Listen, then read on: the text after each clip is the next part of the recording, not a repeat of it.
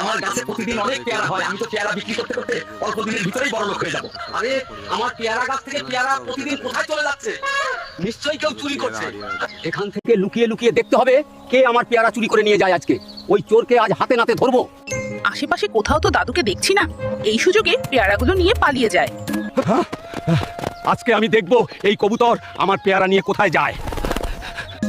এই তো বাসায় চলে এসেছি, তাড়াতাড়ি ঘরের ভিতরে ঢুকে পড়ি। ও বুঝতে পেরেছি, তার মানে কবুতরটি মা হতে চলেছে, এই জন্য খাবার সংগ্রহ করে রাখছে। হায় আল্লাহ, এখন তো অনেক ঝড় বৃষ্টি হচ্ছে, আমি এখন কোথায় যাব, কোথায় থাকবো?